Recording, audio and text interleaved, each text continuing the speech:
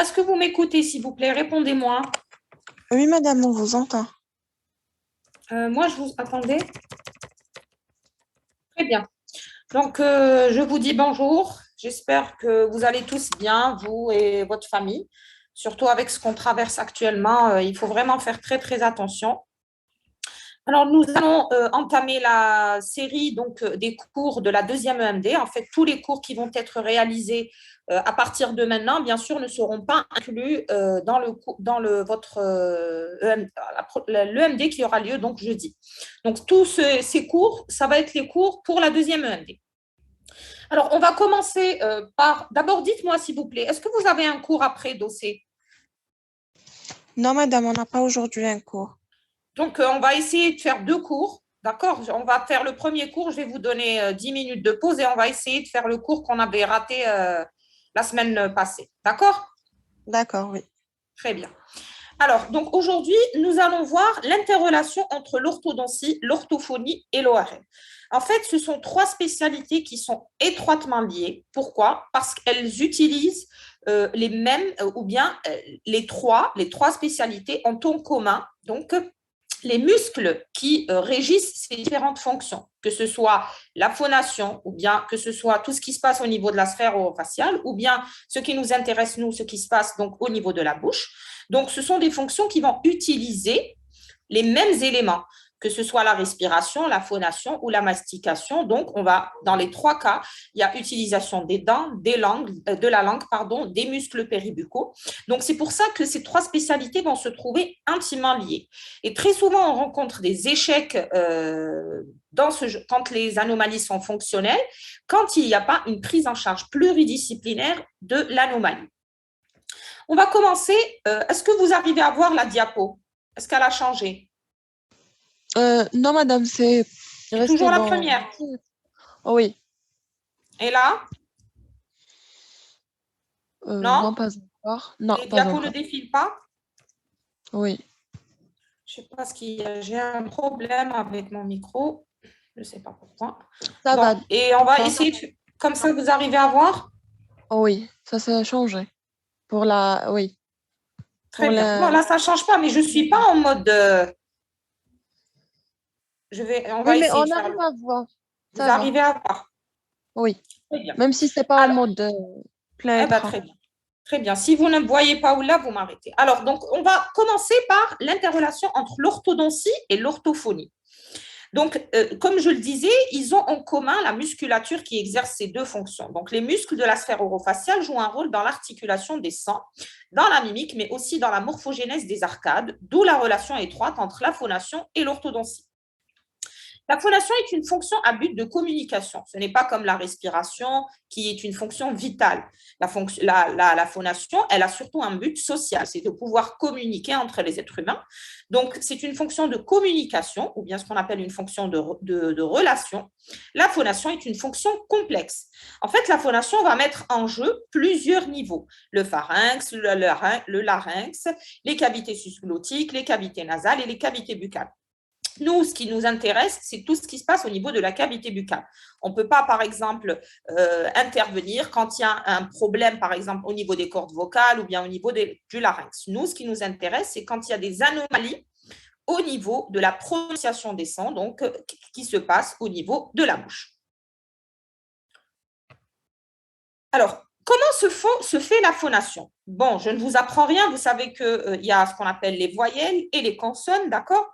Les voyelles, vous les connaissez, elles se prononcent tous avec le voile fermé. Ça veut dire quand on prononce des voyelles, la pointe de la langue ne rentre pas donc en contact avec les dents. C'est toujours au niveau du palais, d'accord? Et on est obligé de fermer le voile quand on dit A, O, I. Notre voile du palais est fermé, c'est-à-dire les voyelles sont par l'action du muscle du voile du palais et non pas par la langue ou par la langue, elle va modeler le son, d'accord? Le son, c'est-à-dire le son, c'est le même. Il va sortir, on va fermer notre palais et ensuite, selon la forme de la langue, ça va nous donner soit des A, des O, des I, la forme de la langue et des lèvres, d'accord? Donc, les voyelles de base sont le A, le I et le OU. La place du dos de la langue, comme je vous le disais, c'est lui qui va déterminer le point d'articulation de la voyelle. Ça veut dire le son, c'est le même. Ensuite, selon la forme que va prendre notre langue, on aura des voyelles différentes ou bien un son différent. Pour ce qui est des consonnes maintenant, alors les consonnes, on peut les classer selon le point d'articulation qui est le lieu de l'obstacle, parce qu'en fait, quand on prononce une consonne, on va avec notre langue créer ce qu'on appelle un obstacle, où il va y avoir un rétrécissement de l'air, d'accord, qui va nous créer ce son.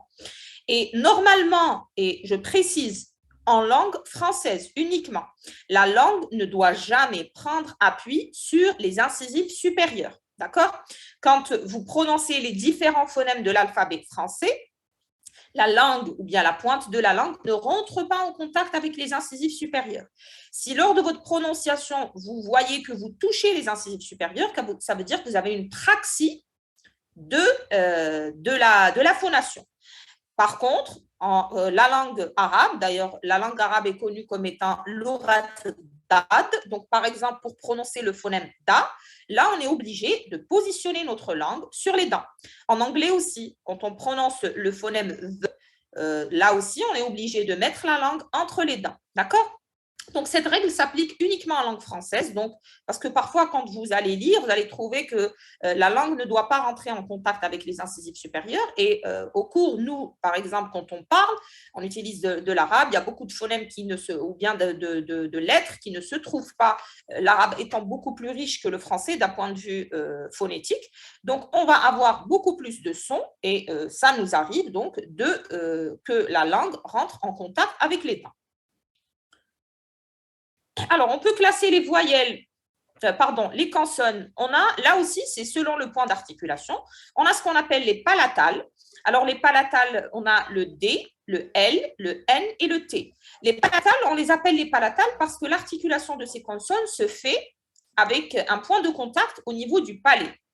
D'accord? Donc, quand on prononce D, T, N, essayez de le faire, la langue doit toucher maximum la papille rétro-incisive, c'est-à-dire la papille palatine. Mais en aucun cas, on doit toucher les incisives. D'accord? Donc, le L, généralement, sa position, elle est beaucoup plus postérieure que le DTN. DTN, la langue se trouve au niveau du palais plutôt donc antérieurement, alors que pour le L, c'est beaucoup plus le milieu du palais. Alors, maintenant, les sifflantes. Les sifflantes, ce sont le S et le Z, et les chuintantes, ce sont le CHE et le J. Dans ce cas-là, c'est les bords latéraux de la langue qui doivent rentrer en contact avec les molaires. Essayez donc de dire CHE. Quand vous dites CHE, vous voyez que le bord latéral de votre langue se met en contact avec les molaires, alors que la pointe de la langue, soit elle est libre, soit elle touche aussi la papille rétropalatine, mais inférieure, et non pas les incisives inférieures. D'accord? Elle ne doit pas toucher les incisives inférieures. Quand on prononce le S, le Z, généralement, la pointe de la langue doit se positionner plus bas. On a les fricatives ou les labiodentales, ce sont les feux et les vœux. Ce sont des phonèmes généralement que vous utilisez beaucoup pour les tests, pour tester donc, ou bien lors de l'examen phonétique quand vous livrez une prothèse. En fait, on a une prononciation correcte des fricatives ou des labiodentales quand la hauteur des incisives donc, correspond à la DB de votre patient. Parce qu'il, par exemple, chez un patient édenté antérieurement, la prononciation du feu et du vœu va être automatiquement perturbée. Ou bien si la longueur de l'incisive est beaucoup plus longue que par exemple, le plan d'occlusion, ou inversement, on a une béance, donc automatiquement, il y aura une perturbation du son. Et on a enfin les bilabiales. Les bilabiales, ce sont des consonnes qui vont être prononcées par l'action des lèvres, d'accord? Et de la lèvre, donc c'est l'articulation de la lèvre supérieure et de la lèvre inférieure, d'accord? Quand elles vont venir en contact, on va pouvoir prononcer B, P, M. Donc, si vous mettez, par exemple, un écarteur au niveau de la bouche, et ça, on le voit dans certaines émissions, donc on ne pourra pas prononcer donc, tous les phonèmes qui utilisent donc, les deux lèvres. Parce que les deux lèvres doivent être jointes pour prononcer ces consonnes. D'accord? Alors, ça, c'est comment se fait la phonation d'une manière normale. Maintenant, on va voir quand il y a un trouble de la phonation. Alors, parmi les nombreux troubles de l'articulation des sons, seuls ceux des consonnes dont l'émission peut entraîner des rapports anormaux des muscles buccaux avec le système dentaire nous intéressent. En fait, quand il y a par exemple un défaut de prononciation d'une voyelle, on ne peut rien faire parce que les voyelles, je vous ai dit au début, elles se font avec, avec une fermeture du palais. Donc, très souvent, par exemple, chez les patients présentant une fente labiopalatine ou bien une fente palatine, ils peuvent présenter donc une anomalie de prononciation des voyelles, mais là, à notre niveau, on ne peut pas intervenir. Donc, c'est l'orthophoniste qui va régler ce problème. Nous, on intervient, ce n'est pas quand le son est mal prononcé. En fait, on ne juge pas la qualité du son émis. D'accord? Ce qui nous intéresse, nous, quand on va faire un examen phonétique, ce n'est pas de voir si le S ou le B est prononcé normalement. Ça, c'est le ressort de l'orthophoniste. Nous, ce qui nous intéresse, c'est la position de la langue lors de la prononciation des différents phonèmes. D'accord? Donc, on ne fait pas l'examen phonétique à l'ouïe, à l'ouïe, mais on va le faire en visualisant la position de la langue lors de la prononciation des différents phonèmes. Alors, les palatales, donc on avait vu au début, les palatales, normalement, elles ont un appui au niveau du palais. Donc, quand il y a un trouble de la phonation, l'appui, il va se faire soit au niveau des incisifs supérieurs, soit en interposant la langue, comme vous le voyez ici, antérieurement, ou bien postérieurement. C'est-à-dire, c'est toute la langue qui va s'interposer, d'accord, lors de la prononciation de ces palatales. Et dans ce cas-là, bien sûr, on va avoir un trouble de la prononciation de la phonation et il faudra bien sûr intervenir, on va voir après le traitement. Je vous rappelle aussi que dans pratiquement 95% des cas, quand il y a un trouble phonatoire, c'est-à-dire un trouble de l'appui, je ne parle pas du son émis, il y a automatiquement des praxies de la déglutition qui sont accompagnées parce que c'est le même muscle qui réalise et la déglutition et la phonation. On a bien sûr les buccinateurs, l'orbiculaire des lèvres, mais on a surtout la langue. Et si la langue n'a pas une bonne position au repos, eh bien, elle n'aura pas une position correcte non plus lors de la phonation et lors de la déglutition. Et même le traitement des anomalies de la phonation ne sert à rien si on ne traite pas aussi la déglutition. Donc, ce sont deux praxies qui sont étroitement liées parce que c'est le même muscle qui les réalise. Alors, là, regardez aussi, donc, quand on a par exemple une béance ou bien au contraire, par exemple, on a une supraclusie qui est très importante, là aussi, on peut avoir plusieurs anomalies.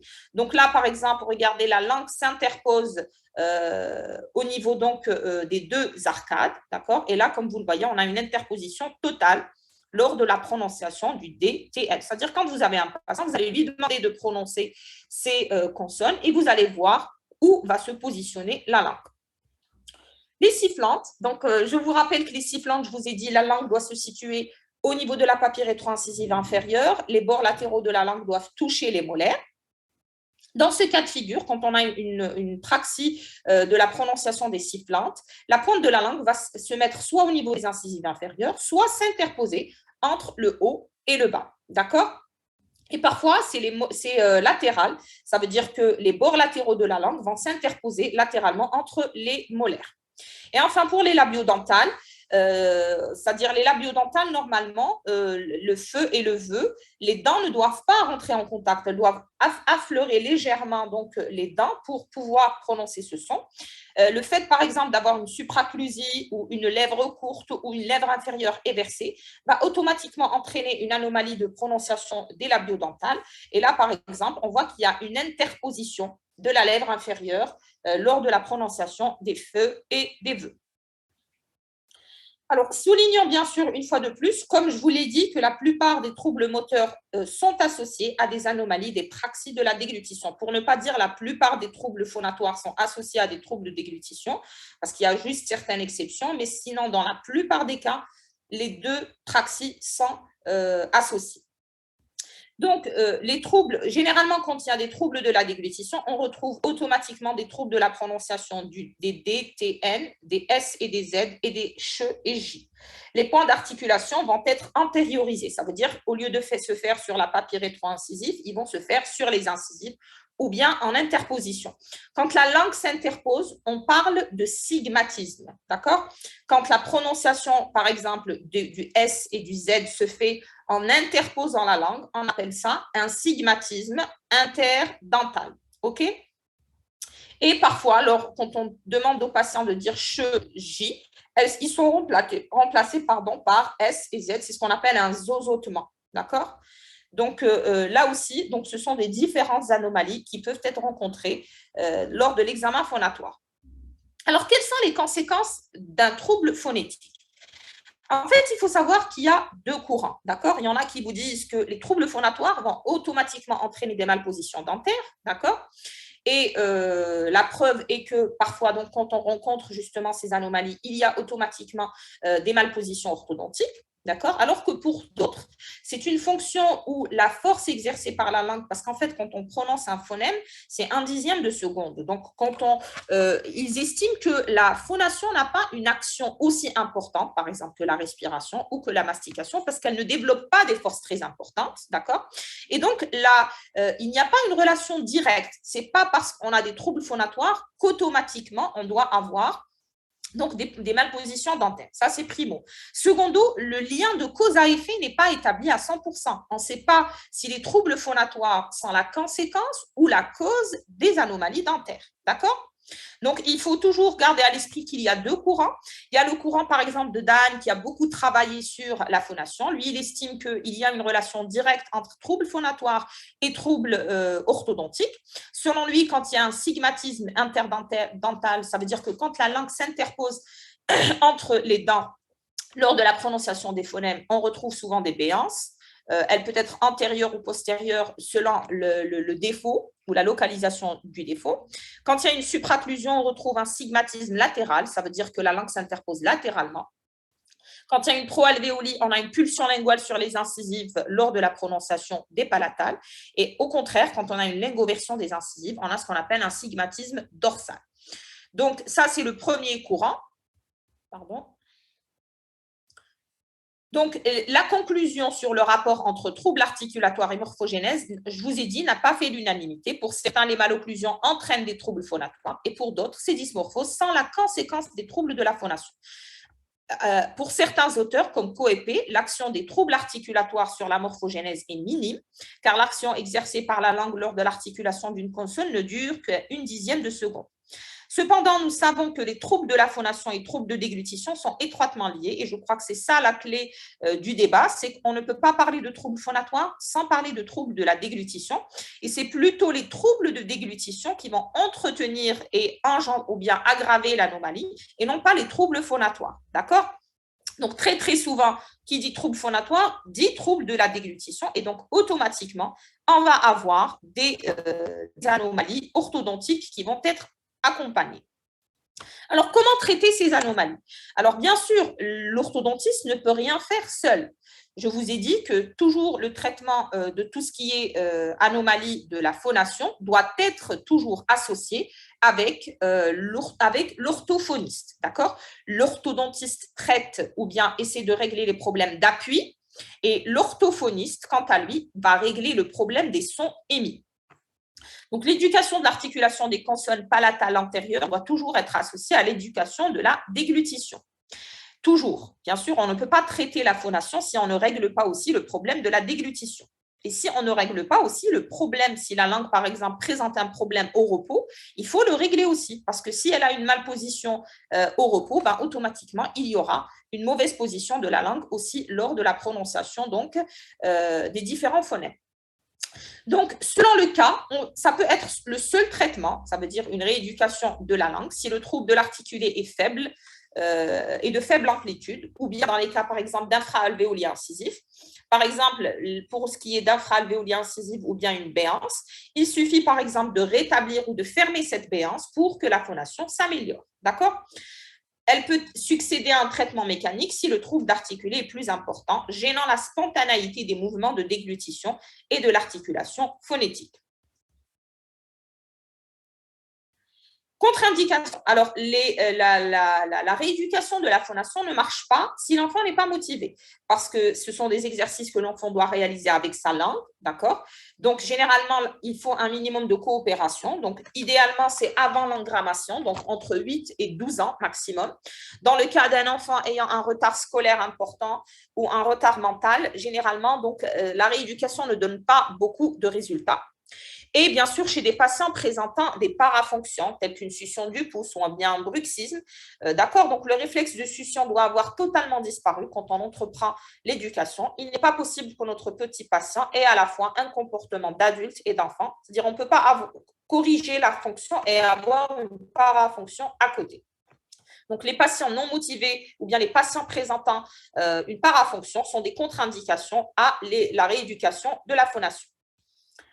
Alors, l'orthodontiste collabore au traitement orthodontique ou le précède. Je vous ai dit toujours, on travaille en collaboration avec l'orthophoniste. Le meilleur appareil orthodontique, c'est la langue. D'accord? Donc, quand elle fait son travail comme il se doit, automatiquement, on n'aura pas de malposition et les dents vont pousser en bonne position, alors que dans le cas contraire, automatiquement, on aura des malpositions dentaires. Les récidives ou les échecs dans les traitements orthodontiques ont souvent pour cause la déglutition atypique. C'est-à-dire qu'ils corrigent la phonation, mais ils ne corrigent pas la déglutition. Et bien, ça ne sert absolument à rien. Alors, il n'est pas toujours possible de corriger les troubles d'articulation. D'accord? Ce n'est pas parce que voilà, vous effleurez les incisives, par exemple, en prononçant certains phonèmes, que voilà, c'est dramatique. Non, d'accord? Je vous ai dit, la plupart des cas, ces anomalies sont associées à des anomalies de la déglutition. Quand elles sont isolées, donc elles peuvent parfois ne pas engendrer donc, de dégâts. Mais si la déglutition est corrigée, que la position de repos est correcte et que le tonus musculaire des lèvres, entre les lèvres et les joues est bon, les troubles d'articulation qui subsistent n'ont aucune influence sur les dents. La pression est minime et de courte durée. Sinon, comme je vous l'ai dit au début, tous les anglophones ou bien tous les arabes auraient les dents en avant. Parce que les anglophones, ils prononcent beaucoup le phonème the. Et quand on dit the, on est obligé de mettre notre langue sur les incisives supérieures. Ce n'est pas pour autant que tous les Anglais ont des proalvéoli ou bien tous les Arabes ont des classes 3, etc. D'accord? Donc, quand ces défauts de prononciation sont minimes et sont isolés, sans trouble de la déglutition, généralement, ils n'entraînent pas une grande influence sur la malposition dentaire. Est-ce que c'est clair déjà pour la partie orthophonie? Est-ce que vous avez des questions?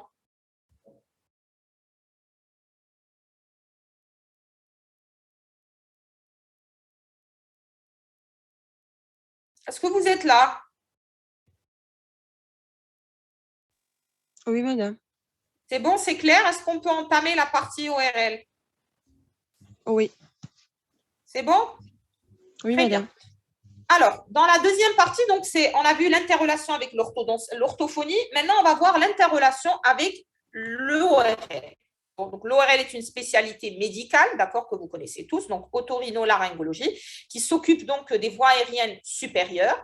Et là encore, donc, on a en commun la cavité buccale. Donc, la cavité buccale va permettre en même temps les fonctions ORL, à savoir la respiration, et aussi donc la fonction de mastication qui est de notre ressort. Et donc, automatiquement, ces deux spécialités vont être liées, que ce soit au niveau du diagnostic ou bien au niveau du traitement ou la prise en charge de certaines anomalies.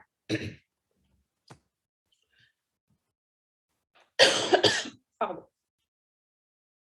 Doit comprendre l'examen de l'ensemble de la denture, l'examen lingual et l'examen des voies aériennes supérieures afin d'objectiver des facteurs étiologiques fondamentaux très souvent ignorés. Ainsi, l'examen des fonctions, à savoir la respiration, doit être nasale. Ça, vous le savez tous. La respiration physiologique est une respiration nasale qui doit se faire de façon habituelle. Alors, elle doit permettre de mieux connaître le rôle dans les problèmes de dysfonction morphogénétique du patient. Donc là, je ne vous rappelle pas le rôle de la croissance, le rôle plutôt d'une bonne respiration sur la croissance faciale. Donc le passage de l'air par le nez et donc à travers les différentes cavités pneumatiques, à savoir les sinus. Vous savez, quand on respire, c'est vrai que l'air, il pénètre par le nez, mais ensuite, il va aller dans un labyrinthe donc formé par ces cavités pneumatiques, à savoir les cornets, tous les cornets donc, qui se trouvent au niveau de des fosses nasales. Il va même aller jusqu'au sinus frontal, les sinus maxillaires. Donc, en fait, l'air va passer dans toutes ces cavités pneumatiques et il va permettre ainsi un allongement ou bien une croissance harmonieuse de la face dans les trois sens de l'espace. D'accord? En fait, le passage de l'air au niveau de ces cavités pneumatiques va avoir une action morphogénétique. C'est comme l'action de l'eau. D'accord? Par exemple, quand vous partez à la plage et que vous voyez donc des falaises, les falaises vont avoir une érosion qui est due donc à la forme ou bien au passage des vagues sur les roches. Et donc, automatiquement, l'air aussi va avoir ce même effet, d'accord, de sculpture de la face au niveau donc des différentes pièces squelettiques. Alors, justement, quand le passage de l'air ne se fait pas, ou bien le nez n'arrive pas à rentrer, plutôt l'air n'arrive pas à rentrer par le nez parce qu'il y a un obstacle. Alors, très souvent, les obstacles qu'on rencontre chez nos patients, donc vous avez ce qu'on appelle les végétations adénoïdes. Les végétations adénoïdes, donc, ce sont généralement donc, un amas de cellules lymphatiques qui est positionné au niveau de la face postéro-supérieure de votre pharynx. En arabe, donc, on les appelle communément en dialectal nraner, d'accord? Donc, regardez, donc, elles vont rétrécir le passage de l'air, là. Donc, parfois, elles sont vraiment de taille très importante et aucun passage n'est possible. Donc, le patient, comme il ne peut pas faire passer l'air par le nez, il va ouvrir sa bouche pour pouvoir respirer. On peut citer aussi la présence d'amygdales hypertrophiques. Donc, les amygdales vont se situer à ce niveau-là. Là aussi, elles vont fermer le passage de l'air. Et donc, là aussi, le patient va ouvrir la bouche. On a aussi les hypertrophies des voies aériennes supérieures ou bien des cornées. Cette hypertrophie peut soit être d'origine anatomique, infectieuse, allergique, etc. On peut citer aussi les déviations anatomiques de la cloison nasale ou bien la présence de macroglossie. Bien sûr, là, je ne vous cite pas toutes les causes beaucoup plus graves, comme tout ce qui est tumeur du cavum, etc., les causes traumatiques. Là, je vous cite uniquement donc, les causes les plus souvent rencontrées chez nos patients. Et dans ce cas de figure, on va avoir donc une respiration pathologique. La respiration va être soit buccale, d'accord? C'est-à-dire là, c'est dans le cas où aucun passage de l'air n'est possible par le nez, ou bien elle va être mixte, bucco-nasale, quand il existe un léger passage de l'air par le nez. Dans ce cas de figure, le patient va présenter ce qu'on appelle un faciès adénoïdien ou un syndrome longue face. Donc, on a un visage qui est très allongé, les dimensions verticales sont plus développées que les dimensions transversales. On a un nez qui est pincé, une béance labiale, une incompétence aussi labiale. Donc, les lèvres ne se touchent pas. Très souvent, elles sont sèches et craquelées. On a les dents qui sont apparentes et on a une hyperdivergence faciale, une hypotonicité musculaire généralisée. On a une augmentation de l'étage inférieur par rapport au reste donc, de la face. Et pour la langue, là, on ne la voit pas, mais généralement, c'est une langue qui est très, très souvent basse. D'accord? Elle peut être basse antérieure, basse postérieure, mais dans tous les cas, elle est basse. Alors, au niveau bucco-dentaire, donc, le fait d'avoir toujours la bouche ouverte donc, va entraîner une sécheresse buccale. Cette sécheresse buccale va diminuer l'effet bactéricide de la salive. Et donc, on aura très souvent, surtout au niveau du bloc incisivo-canin supérieur, la présence donc d'une hypertrophie gingivale. On remarque aussi une grande prévalence de caries chez ces patients présentant une respiration buccale. Alors, sur la croissance, vous connaissez tous l'effet donc, sur la croissance. Donc, le manque donc, de passage de ce flux aérien va entraîner une réduction. Regardez là, quand la respiration est normale, la langue va venir épouser le dos du palais. Et donc, on aura une augmentation du diamètre transversal du palais et donc de toute la face. Alors que quand on a une respiration buccale, la face s'accroît uniquement dans le sens vertical et dans le sens transversal, elle va être diminuée. Et comme je vous l'ai dit, on a une position basse de la langue. Donc, les conséquences vont entraîner une inocclusion labiale, d'accord, qui va limiter le contrôle exercé par la sangle musculaire antérieure sur le développement vertical de l'étage inférieur. On aura une conséquence donc, sur la croissance. Je vous ai dit, la langue ne rentrant plus en contact avec le palais, donc elle ne va pas stimuler ni la croissance transversale du maxillaire, ni le développement de l'arcade dentaire maxillaire. De plus, lorsque l'insuffisance ventilatoire est liée à une hypertrophie des amygdales palatines, la langue va adopter une posture basse et antérieure. Elle va entraîner donc une classe 3. D'accord? Et quand elle est basse et postérieure, elle va entraîner une classe 2. On a aussi donc des conséquences même sur la posture. Donc, généralement, quelqu'un qui ouvre la bouche tout le temps pour respirer va adopter ce qu'on appelle une position en extension. Vous voyez, normalement, la tête, elle est comme ça. Elle n'est pas perpendiculaire, mais on a un certain angle qui se forme entre la tête et le cou. Là, vous voyez le patient respirateur buccal, il a toujours la tête en avant. C'est pour compenser le manque d'air. Et ceci va favoriser la rotation postérieure de la mandibule et l'hyperdéveloppement vertical de la face. On peut aussi avoir donc comme conséquence la discordance transversale entre les deux arcades. En effet, l'arcade supérieure, puisqu'elle va manquer transversalement de dimension, donc on va soit avoir un articulé unilatéral, soit bilatéral. Et donc la mandibule, pour trouver un contact, qu'est-ce qu'elle va faire? Elle va essayer d'avoir un maximum de contact en ICM. D'accord? Et on aura donc l'installation d'une latérodéviation mandibulaire. Et si elle n'est pas traitée, elle va s'aggraver en latérodéviation mandibulaire. Alors, comment on va faire l'examen? Donc, bien sûr, l'examen ventilatoire commence dès l'entrée du patient au cabinet. Donc, on essaie un petit peu de voir s'il a la… Parce qu'en fait, dès qu'il va s'installer sur le fauteuil, vous savez, l'intimidation, surtout s'il s'agit d'un jeune patient, déjà, il y a le syndrome de la blouse blanche, le fait d'avoir un médecin en blouse blanche, etc. Donc, il va être intimidé, il va changer un petit peu ses habitudes. Donc, peut-être qu'il va fermer la bouche alors qu'il n'a pas l'habitude de la fermer, etc. Donc, vous, ce que vous essayez de faire, avant déjà l'installation sur le fauteuil, vous êtes en train de faire l'interrogatoire avec les parents et vous essayez de jeter un coup d'œil sur l'enfant pour voir justement est-ce qu'il a un stomion, est-ce qu'il a pas, est-ce qu'il y a des cernes, d'accord? Donc, bien sûr, on doit toujours faire un interrogatoire. Généralement, l'enfant, il n'est pas apte à répondre, donc ça sera beaucoup plus avec les parents. Est-ce que le patient dort la bouche ouverte ou fermée? Est-ce qu'il ronfle? Est-ce qu'il a une pathologie ORL? Est-ce qu'il a déjà enlevé ses amygdales, etc.? Est-ce qu'il est hyperactif la journée? Parce qu'un enfant qui ne dort pas le soir, ce n'est pas comme les adultes, il va être fatigué. Non, c'est tout le contraire. Il aura une hyperactivité le matin, donc pour combler justement ce manque de sommeil. Et ensuite, on va passer à l'examen clinique. Donc là, bien sûr, on recherche tous les signes qu'on avait vus chez le faciès adénomydien, à savoir la présence de cernes, la présence donc de lèvres sèches, craquelées, l'effacement des pommettes, etc. Ensuite, on va voir au fond du palais à la recherche de la présence d'amygdale hypertrophiée. Alors, il y a des tests qui peuvent être utilisés. Vous connaissez tous le test du miroir. Donc, on va mettre un miroir en dessous du nez et voir s'il y a de la buée ou pas. Vous pouvez toujours les utiliser. Il y a le test, donc, plutôt l'épreuve de Rosenthal ou bien le test de Guda qui consiste donc à fermer le nez et couper la respiration nasale donc, du patient pendant à peu près 10 secondes. Dès que vous ouvrez, si le patient a l'habitude d'utiliser son nez, il va automatiquement inspirer par le nez. Alors que si vous voyez que ça va être par la bouche, ça veut dire qu'il n'a pas l'habitude d'utiliser le nez. La radiographie. Alors, la radiographie est très souvent pas assez utilisée, alors que donc elle est vraiment, c'est une source d'information très très importante pour nous.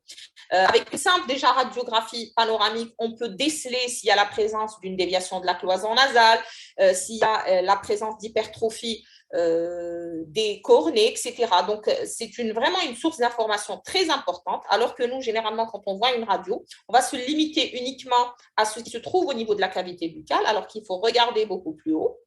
La TLR aussi est une source d'information très importante. Il nous permet de voir des éléments qui sont invisibles à l'examen clinique, comme par exemple les végétations adénoïdes. Alors, les amygdales, on arrive à les voir, d'accord, au fond de la gorge. Mais les végétations, on ne peut pas les voir. D'accord? Soit c'est l'ORL qui va faire une rhinoscopie pour pouvoir voir les végétations, soit par l'intermédiaire de la TLR. Alors, au niveau de la TLR, donc, on peut voir certains éléments mous. Alors, regardez là l'image, donc elle est agrandie. Donc là, ce que vous voyez ici, c'est le voile du palais. D'accord? Là, vous voyez, regardez l'étroitesse du passage aérien. C'est normal que le patient va se mettre à respirer par la bouche. Donc là, c'est les végétations adénoïdes. Et là, la grande boule que vous voyez ici, généralement, elle se trouve là. Ce sont les amygdales linguales, donc qu'on connaît, d'accord? Les végétations adénoïdes sont appelées des amygdales pharyngées. D'accord? Et ces éléments-là vont nous former ce qu'on appelle un anneau ou bien un tuyau, d'accord, qu'on appelle l'anneau de Waldeyer. Vous le notez, donc ça s'écrit W-A-L-D-E-Y. Bon, je vais vous l'écrire. Attendez, où on écrit? Donc, anneau de Waldeyer.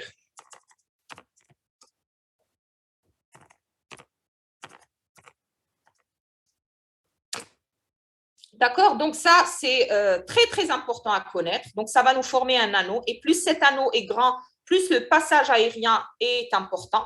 Et bien sûr, plus il est limité ou bien étroit, le diamètre, eh ben, on aura de plus en plus la chance d'avoir une respiration buccale. Donc, rappelez-vous bien, l'anneau de Waldeyer est formé par la végétation adénoïde ou bien ce qu'on appelle les amygdales pharyngées, les amygdales linguales, que vous connaissez tous, et le voile du palais. Alors, en cas de trouble, bien sûr, un bilan complet doit être effectué. Donc, ça, c'est les radios qu'on utilise habituellement, à savoir TLR, panneau. Maintenant, si on voit que le patient présente des anomalies beaucoup plus complexes, qu'il a subi un traumatisme, regardez, par exemple, là, on a une déviation très importante de votre cloison nasale, qui est visible aussi. D'accord, ou bien une hypertrophie anatomique, ou bien un problème donc tumoral, etc. Là, il faut pousser l'examen radiographique beaucoup plus loin. En fait, c'est l'ORL qui va indiquer soit une rhinoscopie, soit une fibroscopie, etc. Et les explorations fonctionnelles complémentaires, en particulier une rhinomalie beaucoup plus poussée, d'accord. Là, il faudra directement, parce qu'en fait, nous, ce qu'on peut demander, c'est juste une TLR et une panneau. Si on voit qu'il y a des troubles beaucoup plus importants que ça, on oriente en ORL et lui, il sera amené donc à demander des explorations beaucoup plus compliquées, d'accord. Alors, maintenant, comment traiter? Donc, comment va se faire le traitement ou des problèmes respiratoires? Sur le plan thérapeutique, il faut insister d'abord à faire ce traitement chez l'enfant, car il y a une réversibilité, au moins partielle, des adaptations morphofonctionnelles. Ça veut dire que le but de tout traitement de la ventilation, c'est un but, en fait, le traitement doit être étiologique et non pas symptomatique. L'enfant respire par le nez, il faut chercher pourquoi il respire par le nez. Dans la plupart des cas, il y a un obstacle. Il faut juste supprimer l'obstacle. Si on travaille chez un jeune patient, dès qu'on supprime l'obstacle, la respiration nasale ou bien va reprendre petit à petit. D'accord? Donc, cette réversibilité justifie donc un diagnostic et une prise en charge très, très précoce des problèmes respiratoires chez l'enfant. Parce qu'arrivé à un certain âge, même si vous supprimez l'obstacle, eh ben vous êtes obligé de rajouter des appareillages, de rajouter une rééducation pour obtenir la correction totale de votre ventilation. Alors, si la cause anatomique est supprimée, la persistance de la ventilation orale peut s'expliquer soit par une rhinopathie, donc une étroitesse des fosses nasales, ou bien par l'habitude ou le non-apprentissage des praxies neuromotrices de la ventilation. Prenez juste exemple, par exemple, si vous faites une fracture de la jambe et vous êtes obligé de mettre un plâtre, il suffit de rester 1 mois sans marcher ou bien 45 jours, par exemple, sans marcher sur cette jambe. Ben, automatiquement, le jour où vous allez enlever votre plâtre, vous n'allez pas pouvoir marcher sur cette jambe. Pourtant, vous avez marché sur cette jambe-là toute votre vie. Il faut faire ce qu'on appelle une rééducation. Imaginez-vous alors un enfant qui n'a jamais utilisé le nez pour respirer ou bien qui l'utilisait partiellement. Donc là, vous êtes obligé de rajouter une rééducation pour pouvoir permettre à cet enfant d'utiliser son nez pour respirer. Alors, la rééducation de la respiration, elle repose sur l'apprentissage du mouchage. C'est très important donc d'apprendre aux enfants de se moucher le nez. Quand il y a donc des sécrétions qui vont l'empêcher de bien utiliser le nez, il faut toujours lui apprendre à se moucher, à utiliser du sérum physiologique. Le travail aussi de l'ouverture des ailes narinaires, donc ce sont des muscles. Il faut toujours apprendre aux patients à activer. Donc, il y a des exercices qui vont vous permettre donc de rééduquer les narines.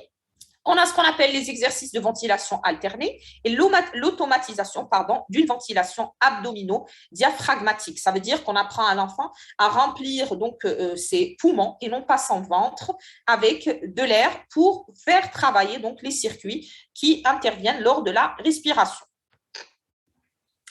Alors, bien sûr, parfois, surtout quand les causes sont anatomiques, on est obligé de donner un coup de pouce, si vous voulez, à la nature. Donc, on est obligé d'aider. Si le patient présente un palais étroit, vous avez beau lui apprendre et lui rééduquer sa respiration, le palais donc, ne pourra pas accomplir cette tâche. Donc, vous êtes obligé de faire ce qu'on appelle de l'expansion. Selon la gravité du cas, on peut utiliser soit des disjoncteurs, soit des quadélix pour redonner au maxillaire et à l'arcade supérieure, qui n'est autre que le plancher des fosses nasales.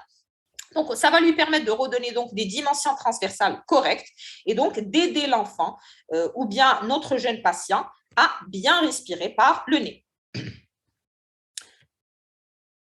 Donc, pour terminer, je dirais que l'orthopédie dentofaciale ne peut négliger l'examen des voies aériennes supérieures de ses patients. Il ne peut compter résoudre les anomalies de la morphogénèse sans incorporer dans son diagnostic et dans son plan la normalisation thérapeutique, qui est un des éléments qui affecte le plus la langue dans sa posture et dans son comportement.